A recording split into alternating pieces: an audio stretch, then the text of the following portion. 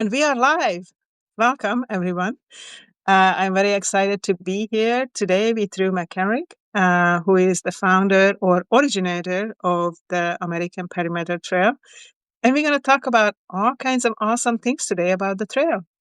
And my name is Dr. Gabriella, and I am the owner of the publication Dancing Elephant Press. And we just recently published an amazing book for Rue about the first volume of the American Perimeter Trail. So we're going to talk about that and many other amazing and fascinating things. So please, if you have any questions, just put it in the message, and I'm going to turn it over to Ruth just to introduce himself and say a few words to start with. Thank you so very much, Dr. Gabriella. And it's such an honor to be here with you and get a chance to talk about my favorite subject, which is not me, but to talk about the American Perimeter Trail. It is a passion of mine. It's after many years of long distance backpacking and also working with different conservation organizations, came up with the idea of creating a conservation corridor that roughly traces the perimeter of the United States.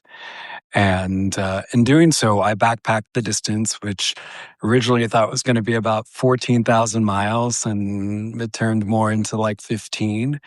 And recently I've decided to share all that and basically explain to people what happened for that continuous over 3 years of backpacking. And I've done this and starting a series called The American Perimeter Trail. And there are 4 volumes.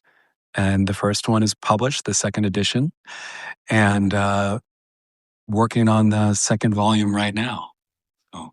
Which is very exciting, which I am going to get a preview of it, which thank you for allowing me to do that and help you with publishing the first book and the next upcoming book. And I just want to say, many people might not think of all the different kind of things that could happen on a trail like that. Hi, Susie. Thank you so much for joining us.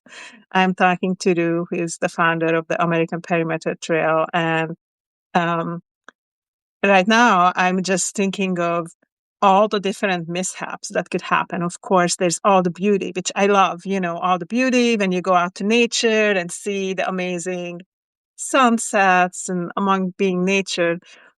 But I think it could be really helpful if you talk about maybe a few things that people should be prepared for when they go out on a trail like this, right? And it's just kind of from the safety perspective, I think it would be good because you have this immense experience of walking 15,000 miles, which I think we can probably talk about forever. My perspective as a healthcare professional and a public health professional, I'm like, oh my God, when I read your book and saw all those, different things that could happen from dehydration to wounds to all kinds of things. I would love to hear about what your advice is and what kind of some of the things that you went through when you joined the trail. And I just want to say welcome, Chris and Gideon. Oh my God, I'm so excited to see you. So I'm going to hand it over to you. Well, I'll just preface by saying that I'm often asked about my planning for such an excursion, which ended up pretty much taking up 5 years of my life. And I'm clear about this. I didn't really plan because planning, what I found over the years, and what I found was that planning was sometimes futile because you think over such a long period of time, you think things are going to happen a certain way, and they just don't. It's that idea of like when we make plans, God laughs or whatever. So, so for me, it wasn't as much about planning as it was about preparation. And the preparation took place over, all of my adult life. And that was through hiking the Appalachian Trail, through hiking the Continental Divide Trail, through hiking the Pacific Crest Trail, through hiking the Long Trail, et cetera, et cetera. So the preparation was there, and the planning wasn't as important because I had the solid foundation to work with. And Mm-hmm. I'll just also say that, my intentions for creating the American Perimeter Trail is to create a conservation corridor. And this is very Yes. much informed by my experience from childhood to the present. And Mm-hmm. so my intention was not that someone would see this and want to find the hardest, the most hardcore, longest trail on the planet and go hike it. My Mm-hmm. intention was to put land into a conservation corridor and create a connection between villages all around the country and create more recreational opportunities for people who wanted to go out for a picnic or for a day hike or for a weekend backpack. So there are experiences that I had while I was out there, and I'm pretty open about it in the writing. I wasn't as open about it when I was actually out there. And I kind of had Mm-hmm. my reasons. Some of that was I honestly didn't want to scare people Yeah. that care about me. Um, I knew what kind of risk that I was taking, and I wasn't expecting anyone else to. So I'll give you an example of how I've approached that. So, for instance, the route through Death Valley, there wasn't a route, and there's not trails there, and there's not long trails. There's just quick Mm-hmm. out and backs because they want to keep you close to your vehicle in case you get in Yes. trouble. So there's not a long trail that goes through the park, which most national parks do have trails like that.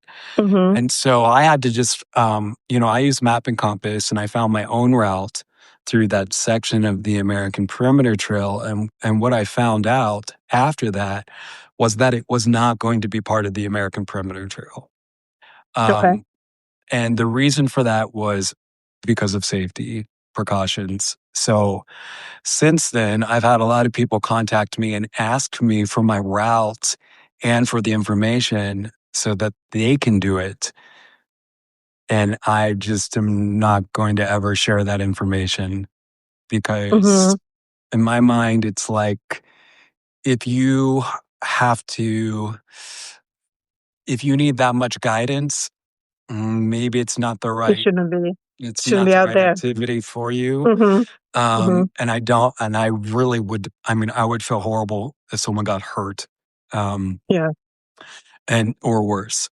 So I think like as far as preparation, you know, even though I completed the Triple Crown in my 20s, Mm-hmm. that was a culmination of many day hikes and many overnights leading up to that.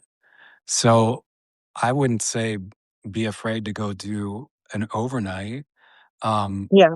Even if you want to do a long trail on a popular trail where there's going to be other through hikers, of Mm-hmm. course.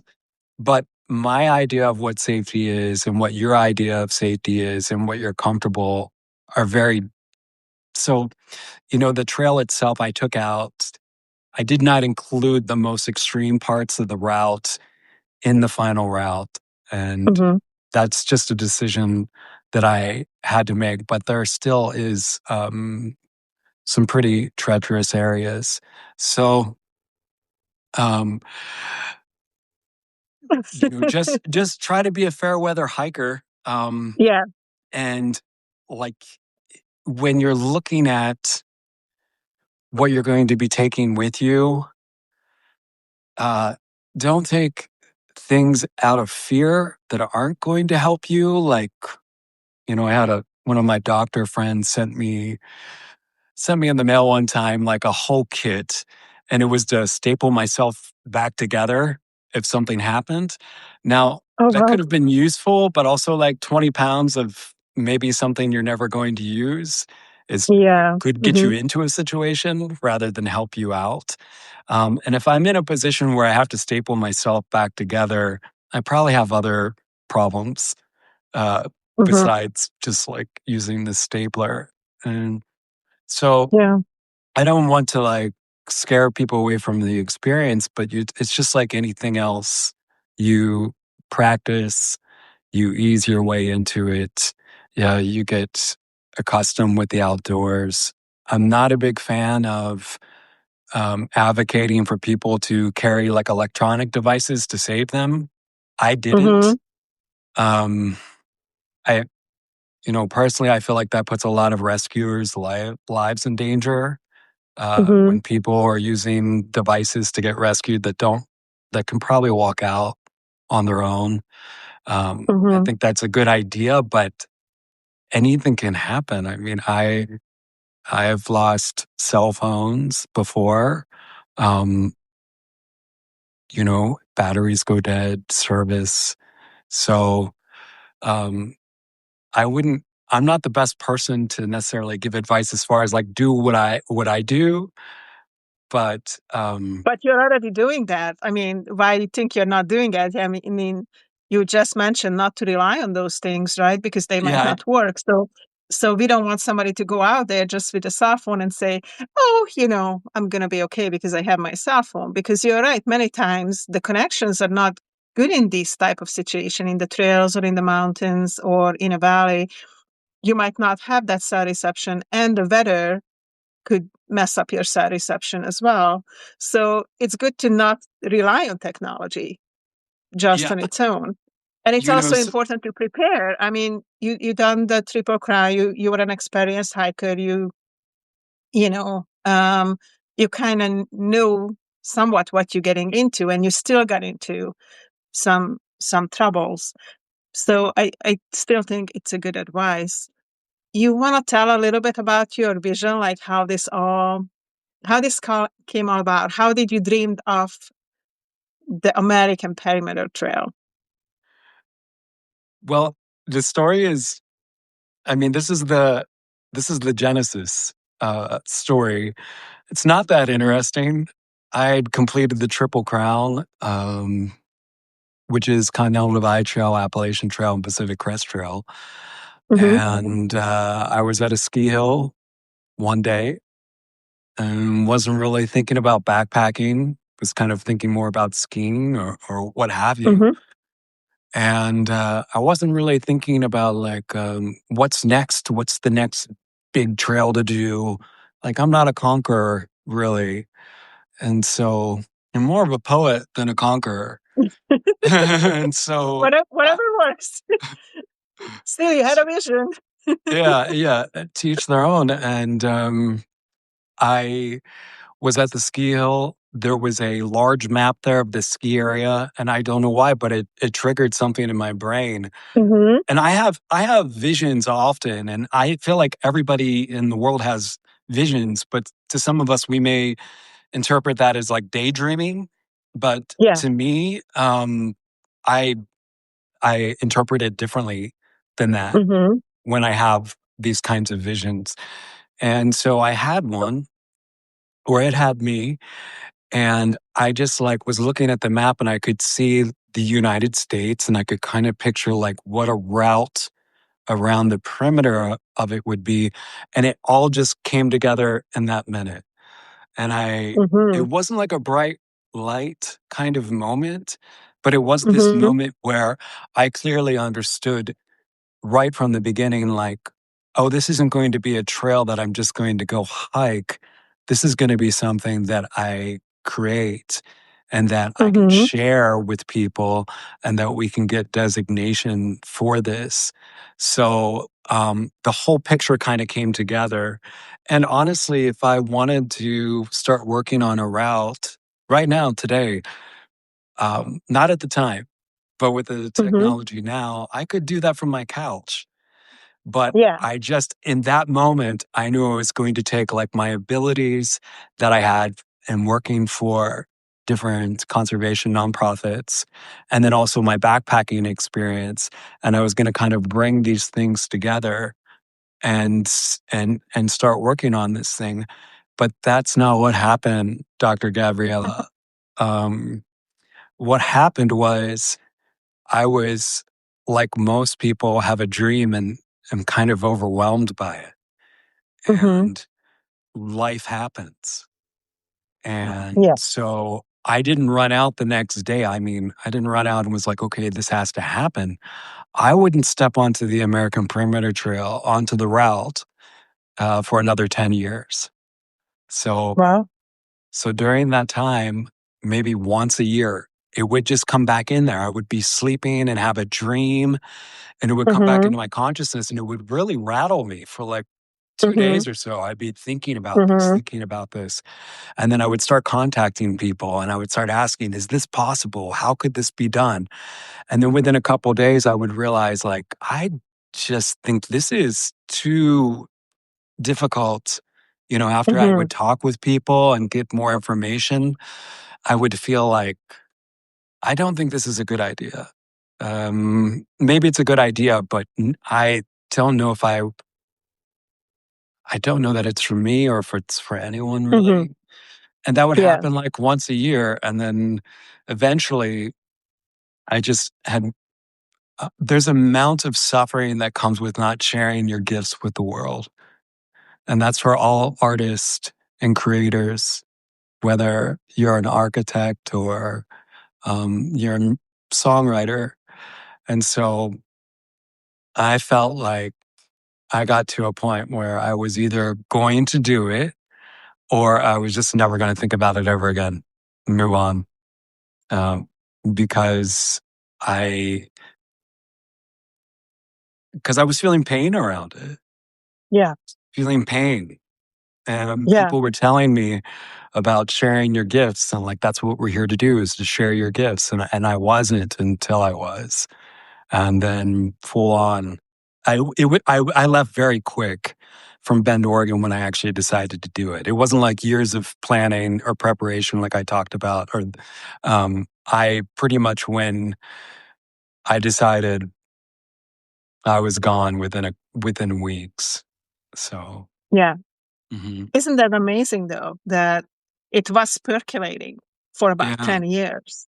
So I think that can give a lot of hope to people who have dreams, but it maybe just not the right time, or just as you were saying, you were just not ready, or it seemed maybe impossible, or you know, and then at some point you made that decision though. You made that decision that I am going to do this. And then you did it within weeks. I mean, I think that is phenomenal, right? Um, Even though it went through a lot of pain and suffering, because of course, I mean, we have a dream. It's like you want that to happen, Mhm. but also it might not be able to happen for a while. And you did it. I mean, how many people can say that they walked, the American perimeter of this huge country of about 15,000 miles? That's just such an amazing accomplishment. Like, I I don't even know if there's really a word for it. Like, we need to reinvent a new word for what you have done because I don't think there's anything to describe it. It's just so, it's magical. It has beauty, it has hardship, it has pain, it has sweat, it has just this um phenomenal accomplishment to do what you did. I hope you feel that it's pretty amazing what you have done. And I know that especially with the fundings right now and all these kind of things, things go up and down. But I really hope that your efforts will pay off, and there's going to be end result when there's going to be a stamp on this and it says, yes, we are protecting. We are protecting what Rue started, and and you and you done it. And this is one of those things that bring away people to help you, because you're right, you don't have to do this alone.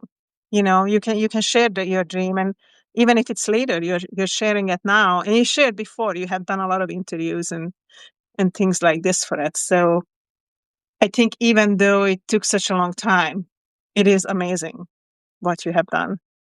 I guess I had certain specific goals when I started, and Hmm. some of the things that have been accomplished weren't on that list. And I guess that's Okay. what I feel good about, because ultimately there's the personal journey aspect of it. Hmm. But in my mind, I often wasn't looking at it from that perspective. I still don't. You know, Mm-hmm. I still want the American Perimeter Trail to be a household name, not my Mm-hmm. name. Mm-hmm. And at the core of it, um, we are going to be seeking designation for this as time goes on. I created the nonprofit, which is called the American Perimeter Trail Conference. And I guess that's kind of been my barometer on how I gauge success here. Mm-hmm. When I finished, and maybe I'm just too hard on myself, but Maybe. I wasn't taking a victory lap. Yeah. You know, I was tired. Of course. I had been alone for a couple years, and I finally was home, and then I was gone within 48 hours, not expecting that because the work continued. And then Mm-hmm. when I finished the actual trail, that's kind of like when the real work has started and some of the major hardships of the entire journey. So Mm-hmm. I'm very proud of the fact that we were able to create the world's first 15,000-mile long hiking app.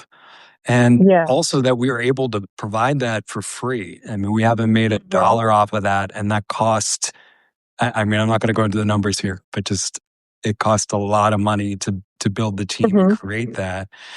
Um, and so I'm very proud of that we've been able to offer that and serve our community in that way. Um, and I'm very proud of each day, like further steps that we take in this process.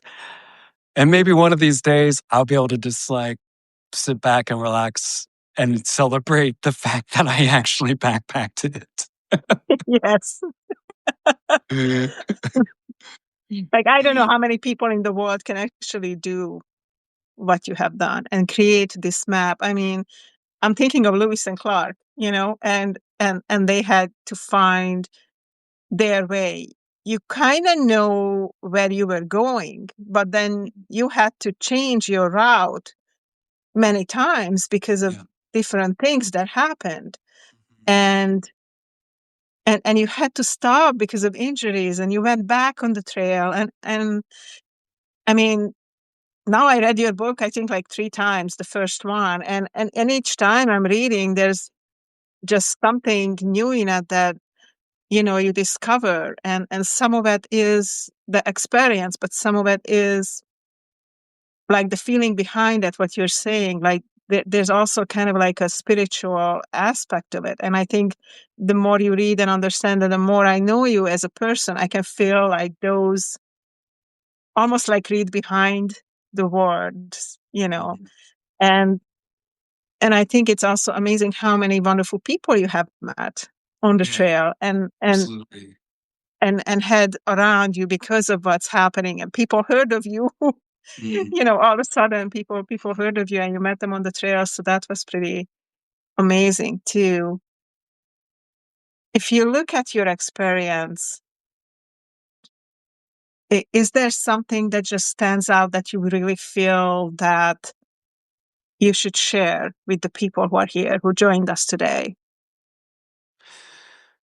Well, I noticed that after being alone for a couple years, what became normal to me is not necessarily normal. And I write a lot about something that you touched on.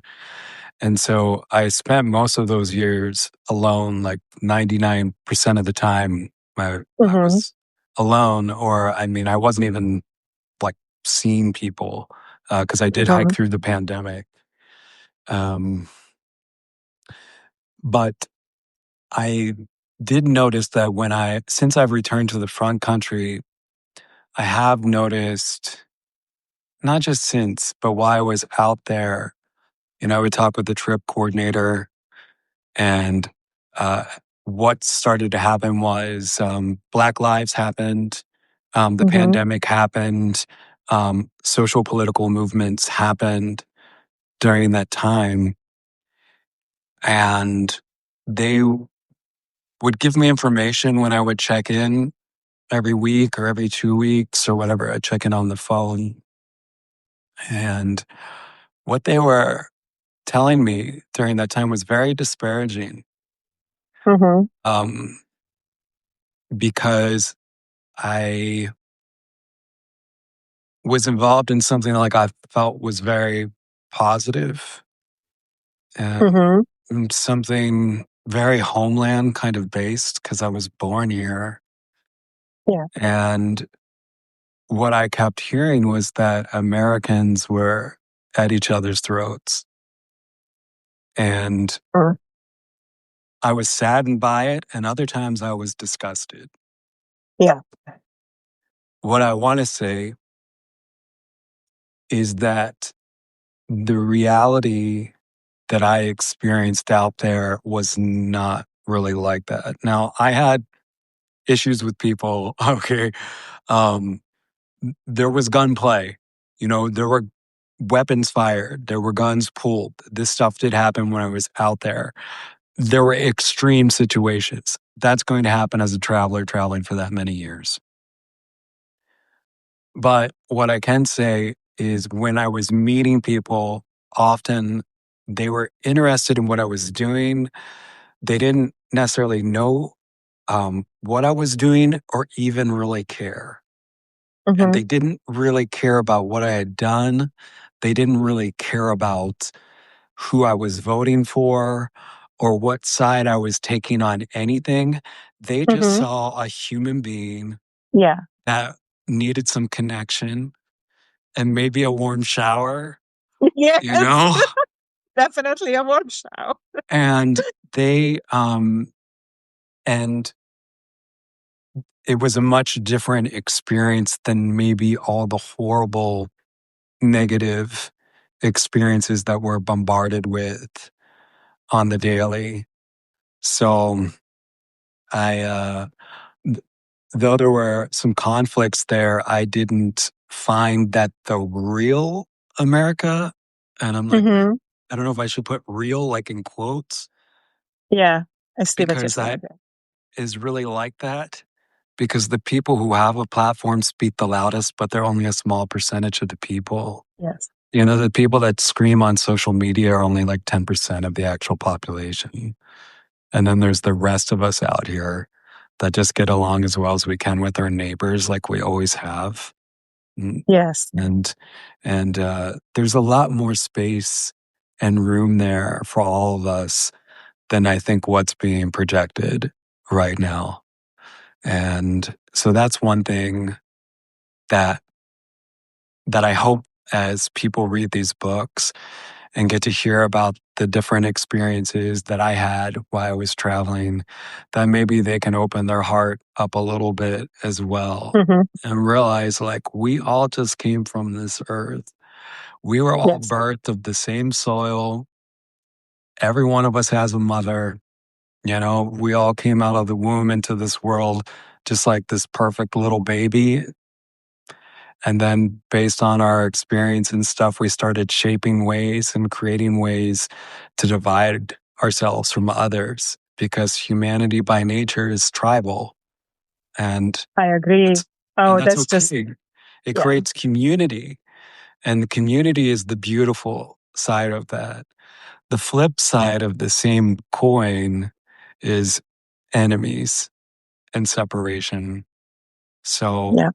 um, I don't prescribe anything in particular, but there is a part of me that, with all the challenges that I experienced during this trek, I wanted it to be known that there were angels that showed up for me in many different ways that I couldn't even imagine. So, I love that. And I do love those stories that all of a sudden you needed help or you needed a pair of shoes or whatever it is you needed to get a medicine and, you know, a ride showed up mhm, and somebody reached out and a community come together and provided help for a human being. And that's how it should be, right? mhm, And I agree 100% that we meant to be tribal, we meant to be together. And when you see the beauty of it, that is just, it warms the heart Mhm. because I think part of it is just like your trail. It builds those connections. The way we meant to be, it kind of reminds us of home. And when you were just talking about, doing the trail and then hearing about all the bad things that happen in the world, I also want to say that I think when we are out in the natural element, that's where we meant to be. We meant to be amongst the trees. We meant to be, close to nature. And when we are close to nature, the noise of society also is more intense. Mhm. Like, for example, when I went out to the land and I spent 2 weeks out in the land and no electronics, nothing else, everything removed. When I came back to society, it was almost like painful Mhm. because everything was just so much, all the phones, all the television, all the people, after being kind of isolated, Mhm. to have all that pressure and then also feeling all the negativity of it, right? Because the social media, as you were saying, all that 10% noise, the loud noise, is trying to push the negativity. Mhm. And yet you just came from this. You're trying to create this amazing map and place for people, which is all positive. One thing that I love of it is that the perimeter, it's kind of round. It's not exactly round because America is not exactly round, but still it feels to me like this circle of connection and love because anybody can go from any point of America and connect to this trail, right? You can start in the middle and you can draw all these lines and build all these connections. So from when you started and you created this map, now anybody from anywhere in the world goes to that trail. It's a connection you created because you made it happen. And and so that hit me when I had that vision 10 years Mm-hmm. before creating this. Like I said, I got the entire piece of it all at once, Mm-hmm. and it wasn't lost on me. Like I did realize that that it was infinite, that there was no beginning, no end to it, because there's no terminus. And so that was a metaphor for the entire trip. You know, as far as I know, we don't have our first American Perimeter Trail baby, but they're coming. Um, because because we're starting the nonprofit and having members from all around the country, even Mm-hmm. states where the American Perimeter Trail doesn't go, which Mm-hmm. I found fascinating that we had people from Middle America that were joining as members, and we also have people from other countries that are Yeah. members of the conference, and so they have the opportunity to connect with each other now with this thing that they have in common. And like I said, I'm waiting to be invited to the first APT marriage and baby shower, um, if it hasn't already happened. So it's not a dating service. Don't misunderstand what I'm saying. But yeah, that piece of it uh, wasn't lost on me. And on the hard days, um, on the days where it could be something physical going on, it could just be an impossible obstacle. It could be something going on with the nonprofit. Uh, Mm-hmm. that is the moments when I would have to rest in the spiritual components of being involved with something like this. And that would help center me and remind me of what the purpose of this was. And um, then I try to do that some in my normal life, in my day to day life. Even in writing these books, I'll have like a lot of noise that goes on in my head. that will say things like, who cares? Or, why are you doing this? Or what Mhm. is going on? And then whenever I have these like self doubts that come up or these feelings, these ideas, then I have a place where I can rest. And that place tells me that I am a person who has been very blessed to have been given this vision and this purpose and the ability to do it. Um, Also, this responsibility, and that that no matter what I'm doing out here in the world, including this interview, whether I feel like I'm doing it correctly or incorrectly or right or wrong, I know what my intention is behind it. Yes. And I know that my intention is just to leave this rock a little bit better than what I found Yes. it. You know, I'm also trying to have some fun before I croak. I'm trying to have a little Which we fun, all should have some fun, right? and Yeah. and I am trying to leave it just a little bit better than what I found it. If I Mhm. can. I'm at least gonna give it a shot. And there are I think a lot of people out there can relate to that. Absolutely. You go to a community event, or I don't know, stay at a cabin or something, and you always want to like clean up, and like, or you work for an organization and you kind of just want to leave things a little bit better than how you found it. And that's what I'm doing for my personal mission. My hope is that that's helpful. Um, I have been told at times where I've chosen to take the route when we're talking about the people and actually being out in the woods and some of the Mhm. interactions. There is a lot of like being out in the woods. If you're traveling and there are other people and you're having a similar experience, you're kind of all in the same boat together. So it's like Mhm. beautiful, wonderful, amazing views. Everyone's like happy experiencing this nature. And then also, like, when it's just the weather is horrible, you want to be home. Like, what are we doing out here? Also, like, you're going through that Mhm. together.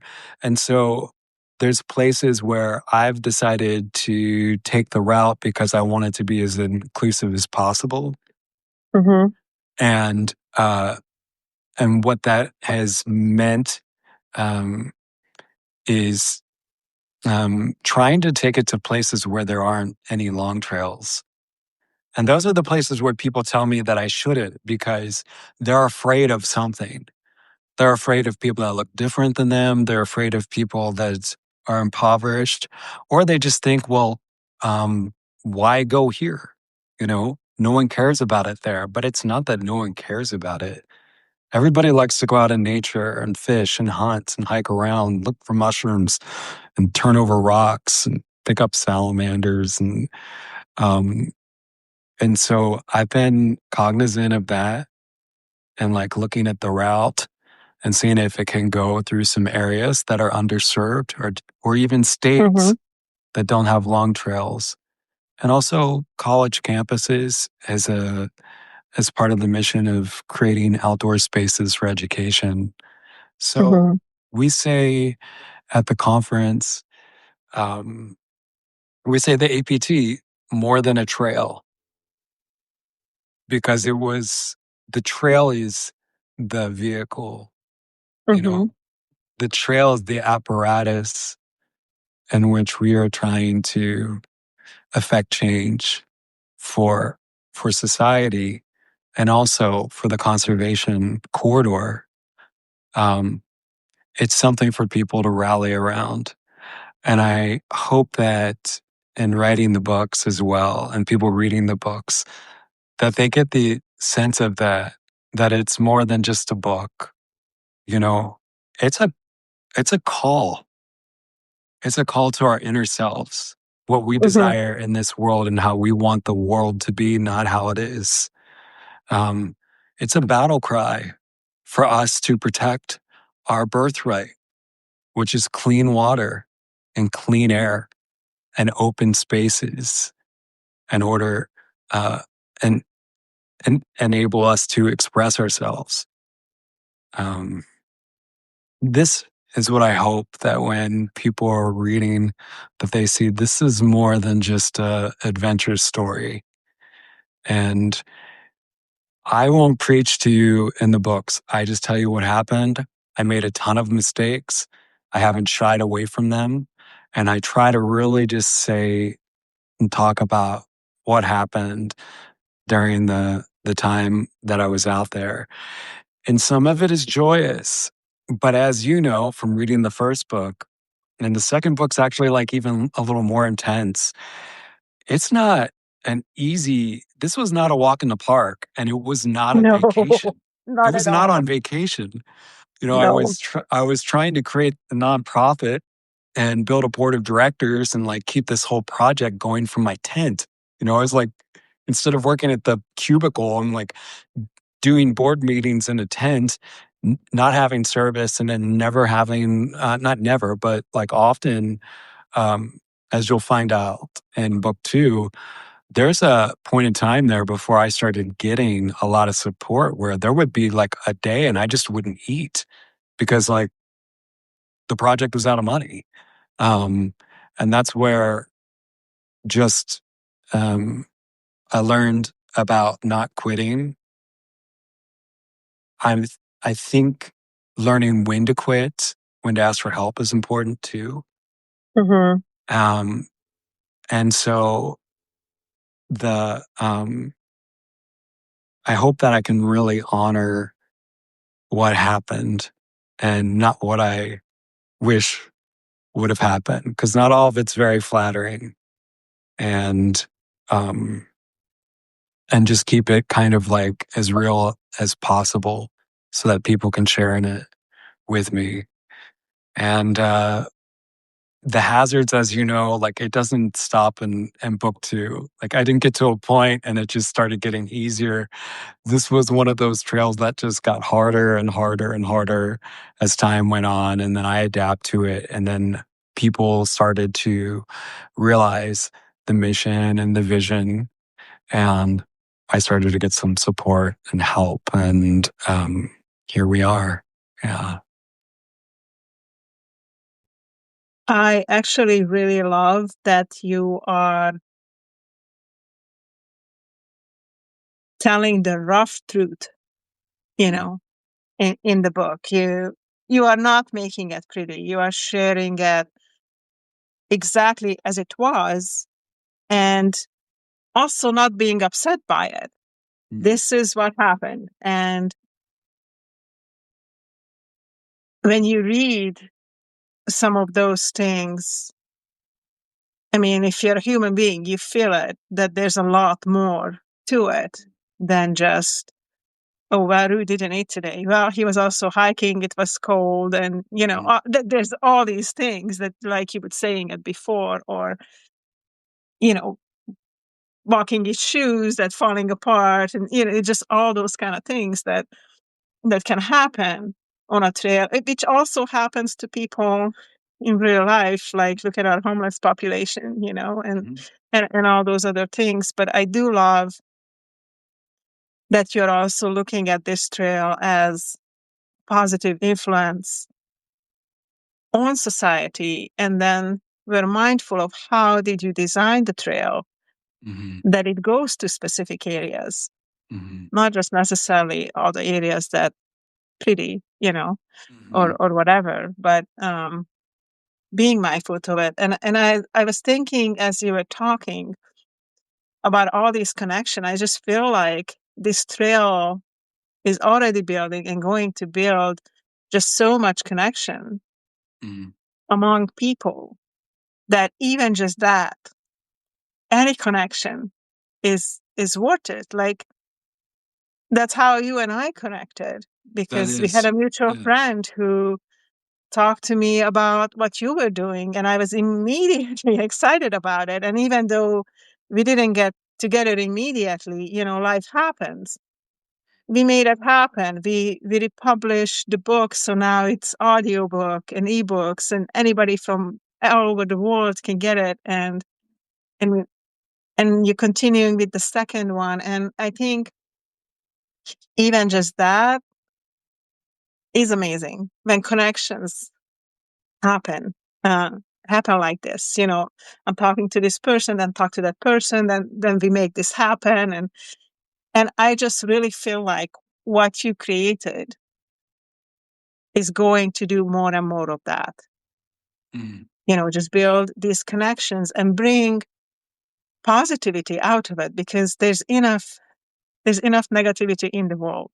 There's Yeah, enough noise in the world. there's Yeah. plenty of that. And so I live in Bend, Oregon, and I'm often asked about what projects I have going on here. Really none. And I Mm-hmm. have a reason for that. And the reason is because, well, in large part, we are a served community, just like even the greater Oregon area has got lots of long trails.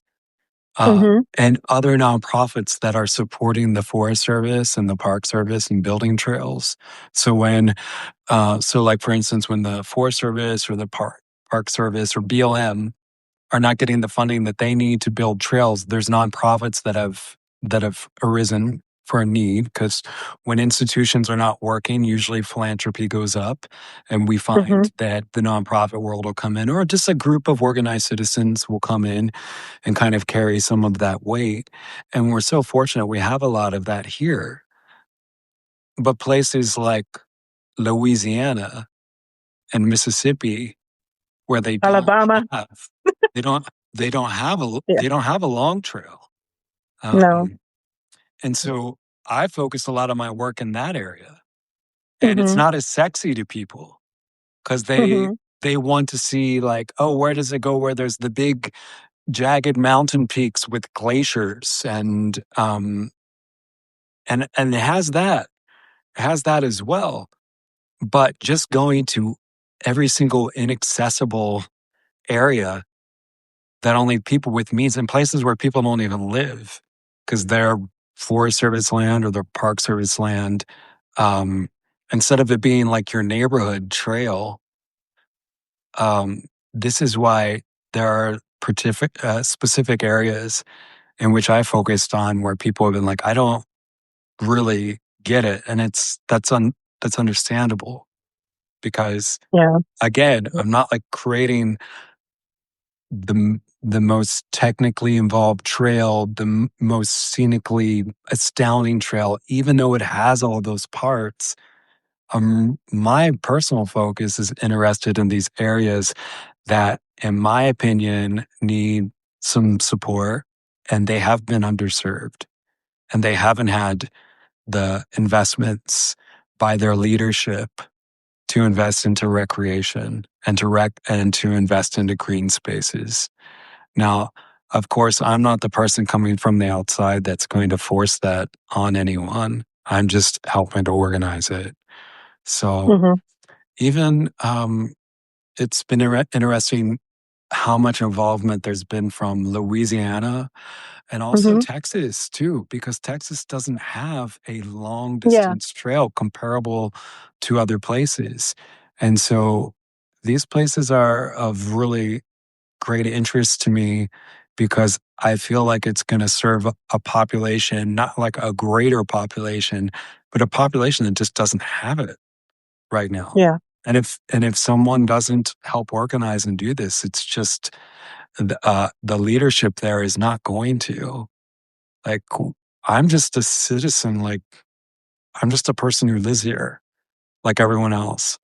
I don't have any kind of special privilege, or like I don't have a title. I am a person who just took on a personal mission. There's no like degree that you can get. There's it's kind of like the Wizard of Oz when they get to the wizard and he doesn't have any magic for them. He just believes in them, and he gives them a token, something that they can believe in, something that already existed there in themselves already. So I was a person who, I guess, like, there is a time in life where you just do things and you have to put aside, like, am I qualified? Am I the best for this? I write about this in volume 1 before I started, where I was like, there's got to be someone smarter. There's got to be someone more athletic. There's got to be someone Nope. more charismatic. There's got to be someone better looking. I didn't have any money. So, I mean, like, there's got to be I mean, I still don't. I just like, there's got to be a person that's has access to wealth and power. There is a lot of people out there that are better suited for this than me. I was like trying to talk myself out of it from the self-doubt. But at the end of the day, all it was is that Yeah. I was a person who was motivated, had an idea. I was willing to take huge risks. No, I took huge risk, Yes. very big risk, and you'll read about it in the volumes. And some of them were very foolish, and some of them were necessary, and some of them just happened. Like, I Yeah. was just in situations. But like I said, I didn't I didn't have like advantages going in to this, besides that I knew enough, and also that I was going to let my heart guide me the entire way. Yes. And sometimes I feel like maybe I've lost track of that a little bit, because there is this business aspect of it. And this last year, I'm finding out a lot about that because of, we're not the only ones out there. And I won't speak for anyone else, but go look on any trail organization's website right now, or lots of nonprofits around the country. And they're all calling for people to kind of help out at this point in time. And we're not any different from that. So I've just tried to like lead as much as I can with my heart, and let that be seen, um and let it be valued. And if it's not valued, it's still like the way that I am on this planet. And I mean, I just, there are like probably business decisions I could have made that would have been different, but then it wouldn't be the same. So then it Of wouldn't course. be, homegrown. Mm-hmm. Then it wouldn't be a grassroots movement. It would be something entirely different. And I'm okay with staying that course and having stayed this course the whole time. Um, and I think that it's a very fluid situation. And so I'm constantly monitoring what can be done. And I think that, it's not it seems like a backdoor way to like write some books about adventure when my whole Mm-hmm. goal is conservation. But if I know anything from past experiences of what I've seen in the world, it's people can fall in love with this idea from their own perspective in many different ways. Mm. Absolutely. Mhm. I love what you said about focusing energies in places where there's no trails, because that was one of the things that I noticed when driving through those lower states. And now that you were mentioning, I was thinking about when I was driving to Texas or went to visit Texas a few times. And yeah, there was just not many places to go out and walk. Well, the heat is also quite a bit in those places, but I remember driving to parts of Alabama and Mississippi, and there was like not a trailhead available, or not like even a place. Like we had to hunt for a place to stop and eat out in nature, because it was not just like, oh, there's a rest stop, or there is a trail, or there is somewhere where you can go. That none of those were available. So my heart started to feel better when we reached California and started to come up, Oregon and these areas, because I know that Oregon, Washington, California, they have those stops, and they have those trails to take a break, do a little walk, and all those kind of things. But just because that place might not be popular or more poor or for whatever reason, people still need to get out in nature. And I think it's essential. It's essential for humans to be able to do that, to have the trails, to have parks and have different places where they can go and gather and enjoy nature no matter where you are. So Yeah. I love that you focus on those Well, areas. I mean, I'm not. I'm not one of if there's like these advocates out there, well, I don't know, self-proclaimed advocates that are like, you need to get out more, like get outside. I'm not even like that. I just want to create the spaces where that's possible, and then you can do Yeah, whatever you like, you know? yeah. You can do But whatever if you you don't want. have the space, it's much more difficult to get out there, right? Because Yeah, where you of go, what you course. do, yeah. Right. And that's like I said, our advocates out there, um, our social media advocates that are like, stop racism and get outside. And I mean, yelling like, let's get something, like, let's work. There's work there to be done. So I don't, um, I just want to create the spaces. And then what I've also realized is um, the trails are becoming more crowded in some areas. Yes, that's true. So that's the other side of that is places where there already are infrastructure, but it's getting this like idea of you've heard like being loved to death. And Sometimes it's too much and it's actually causing harm to nature that they have to limit how many people go in at a time. Like there's that one there's many of them in Bend actually that like waterfalls and certain things like there's too many people going, which is like switching to the other end mhm. that is not good as well. So you have to be like kind of mindful and respectful when you go out to nature as well. And that's part of why in creating this and doing this, people have asked me like, why are you not just using the major popular trails as the route the entire time? Hmm. And I'll just state this, and you'll read about it in volume 3, but you'll read about it actually in volume 2. But I didn't use the Appalachian Trail going up the East Coast, and everyone like just assumed that's the way that I was going to go.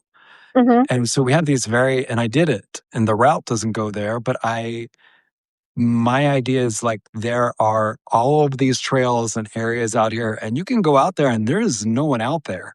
And then there'll be Hmm. this one trail that's popular. Sometimes not the best trail, just the most popular. And everyone will be there because everybody wants to be on that trail. And I understand that. Like I feel compelled in that way as well. Um, but I wanted to give some other options, Hmm. some other places that uh, to kind of maybe create some disbursement, places that Yeah, absolutely. instead of just like everyone grinding down the same trail, that there's some other opportunities there for people who don't want to do that, or maybe they want a more solitary experience. So we've seen large growth as far as the through hiking population, which is interesting because 20 years ago, the you didn't really consider through hikers as part of like first of all, they didn't make up much of the membership because there's so few of Hmm. them to any trail organization. If you have like 1,000 people who try to hike the Appalachian Trail every year, you have, you know, 1.5 million people that will be spending time out there that summer that aren't distance hiking. So, um, but as time has gone on, like those numbers have gotten bigger and bigger and have started to have more of an effect on a trail. And so I thought it would be interesting to kind of bring something new to the table instead of asking for more people to go into places where there's already enough people there right now. So, um, and that is, so we have like, it's a long trail. So it doesn't have Hmm. to have a singular kind of aspect to it. In some places, Absolutely. in some places it makes more sense to go closer to an urban area. And other places, it makes sense to go away from that because it's just the nature of the region in Hmm. which it's in. And it, um, that's the other thing that I wanted to share today too. And I hope I can express this in the books is that America is not homogenous. And so it's very, very different from one region to the next. It holds like most of the same kind of character. They're like just just people doing life. Um, but there is definitely a huge difference in like attitudes and culture depending on where you're at in this country. And that's one of the really beautiful things that I got to experience. And I like taking the trail to different areas, like I said, where there isn't long trails. There is just like gorgeous places all around this country. And I um, would hate for some of those to be taken advantage of, used for greed, not used for the communities in which the areas actually are or serve those communities. And so there are some people who have an interest in the American Perimeter Trail.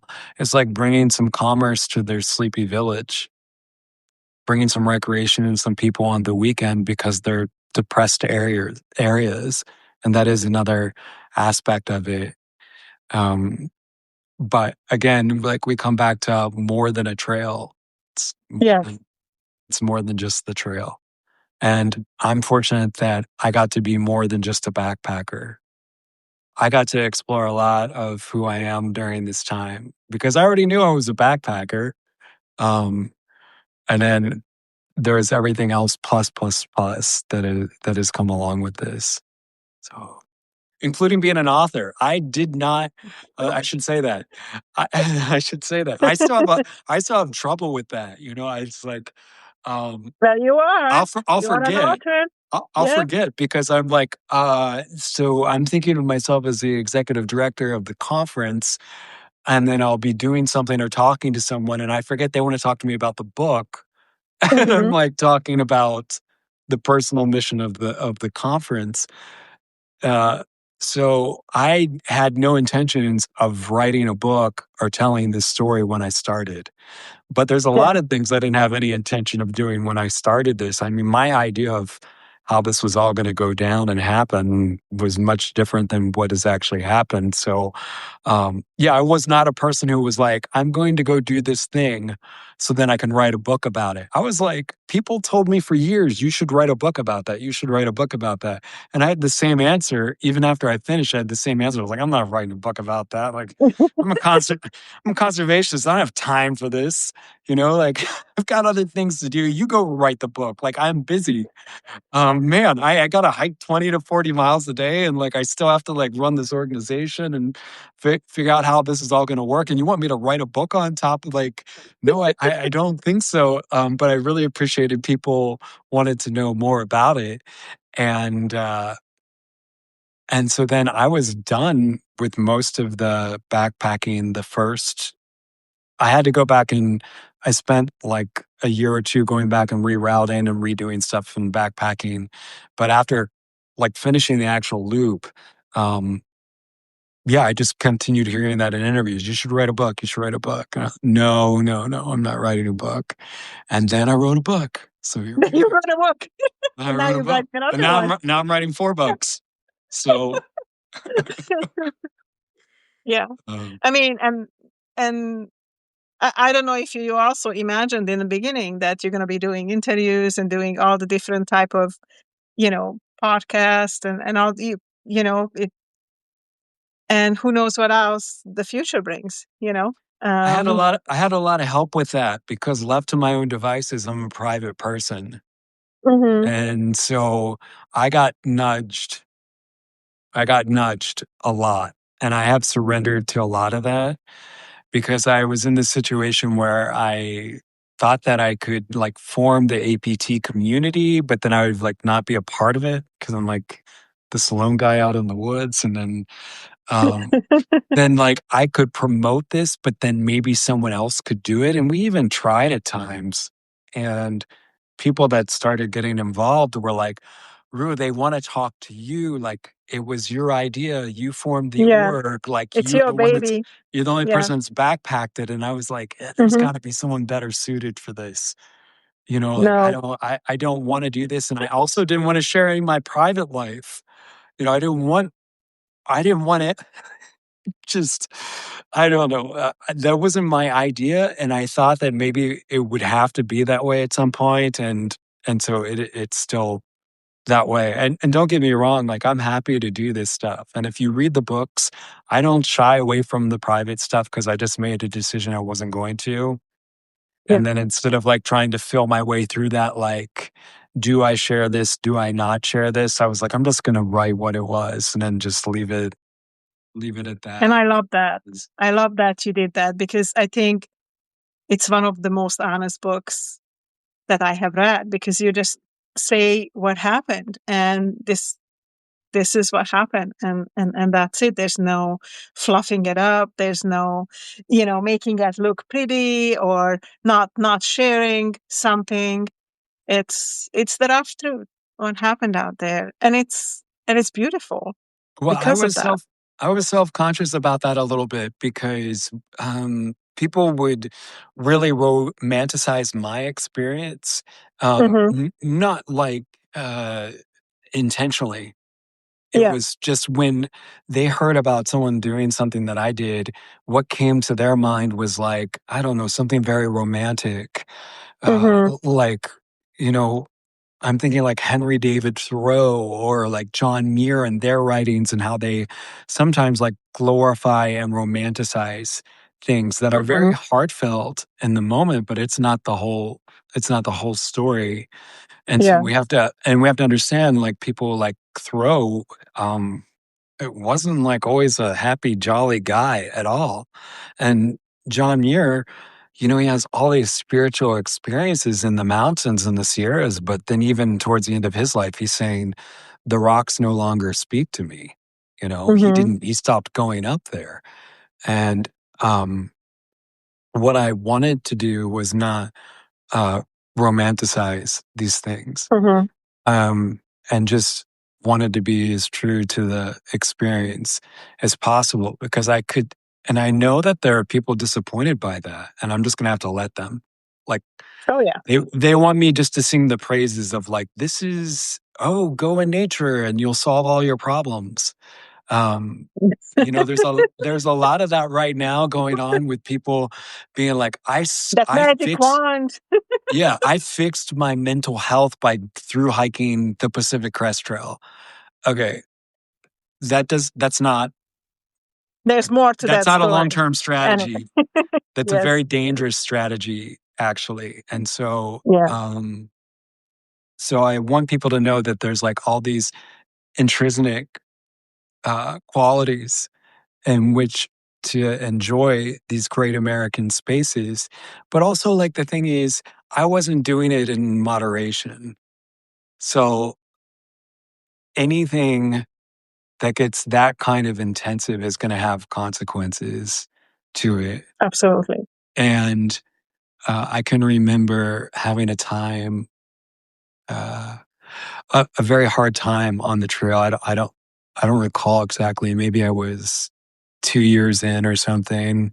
I hadn't camped with anyone in over a year and a half. It was just like lonely, um, tired, sick. Um, all the things. My body was not happy with me, just all this stuff. And I remember like talking to a friend and they were like, "You know what you should do? You should go for a walk." And I wanted to slap them, okay? Because I'm hiking 20 to Yes. 40 miles every single day. You know what, Rue? I think you just need to go for a walk. And I was like, oh my God, I can't believe they just said that to me. And so what I mean by that is like, yes, in my life here, my regular life, going for a walk is great and it's big Yeah. medicine. But anything that gets done to the extreme and to the extent, and I talk about that, is going to have some consequences. And it's not like there is a threshold and in which you Yeah. do anything. If you if you go on walks, that's good. But if you only walk your entire life, not so good anymore. Like Yeah. too much. So um so I didn't want to romanticize the experience. It was it's the biggest honor and the biggest education that I could ever possibly imagine. And for that, I'm grateful. And on good days, I'm grateful for the hardships. You know, there was a period of time. Actually, this is how the first volume ends, and I'll pick up on it in the second volume. But I am being treated for giardia, which is a intestinal infection, bacterial infection that people can get from all different ways. You can get it from bad water, you can get it from bad food. Um, and I'm being treated for this. And I can remember at the time uh, having some glimpse of gratitude for just being alive, like Yeah. being able to be sick.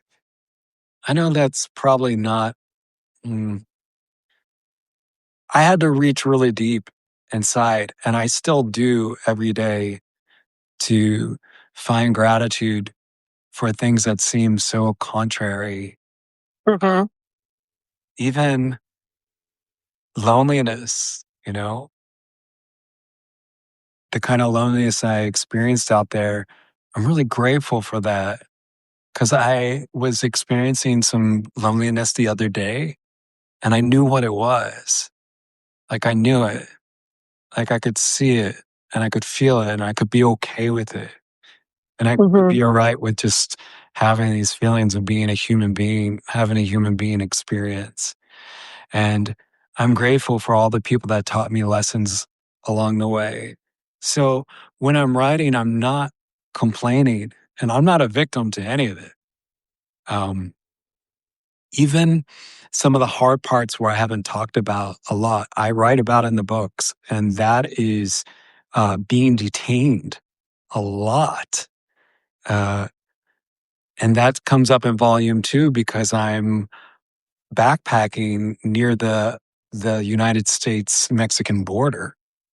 So I'm like under surveillance for weeks while I'm down there, and I'm detained a lot during that time. Not because I'm trespassing, not because anything illegal is happening, just because I'm a person that they want to talk to and find out what the heck, what are you doing?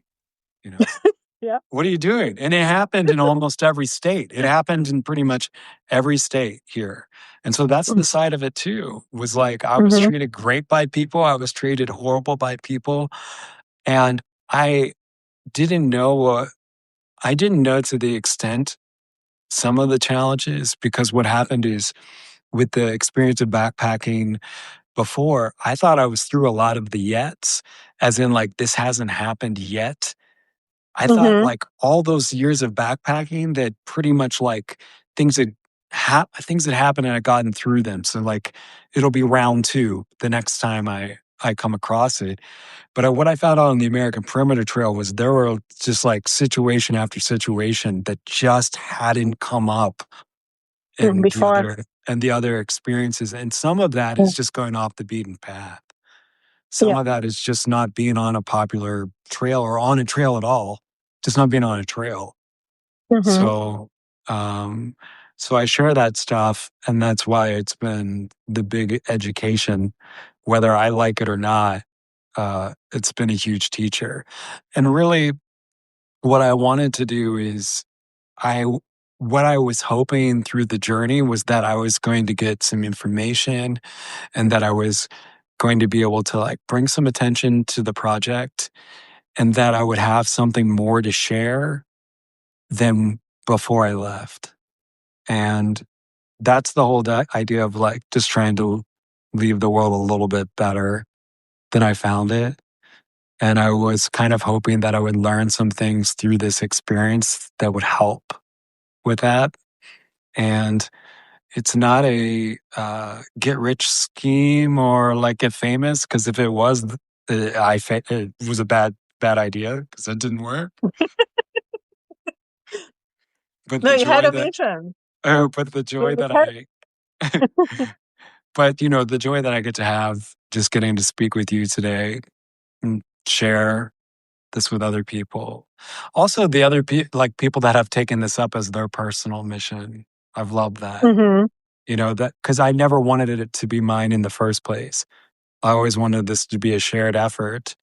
And like my bones are going to roll out of this earth at some point. So I hope people are willing to make it their own. Yeah, to make it their own. It's not my trail. And they're not even really my books. It's just a story. And I want to share it with other people. And that's it. Mm. I think that is magical, Rue. Really, it touches my heart. So your mission is complete. You know, I Good. think Thank if it you. touches my heart, it touches other people's heart as well, because it is just something to make and create for the community. And you're not doing it, as you said, to be rich, to be anything, just because you have this vision and there is, why not? And you made it happen. Yeah. And it took this many years, and now you're sharing your story, just like I share my story through books. And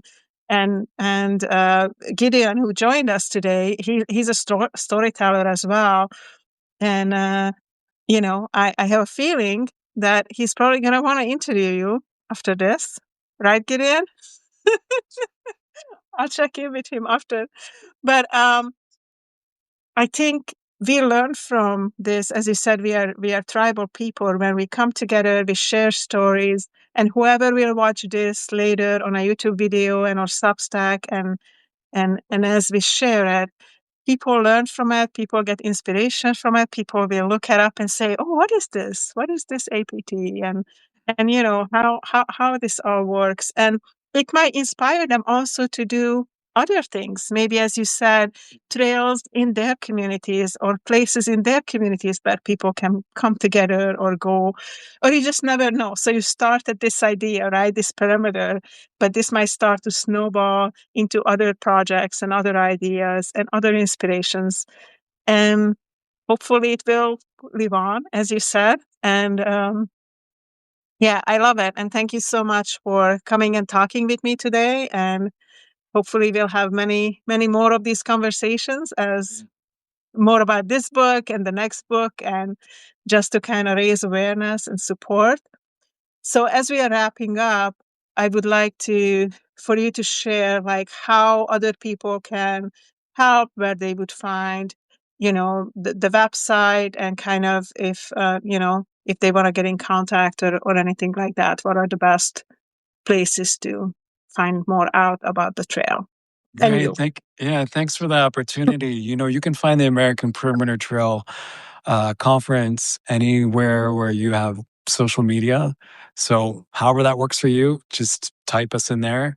And then also you can visit our website at americanperimetertrail.org. We are a 501c3.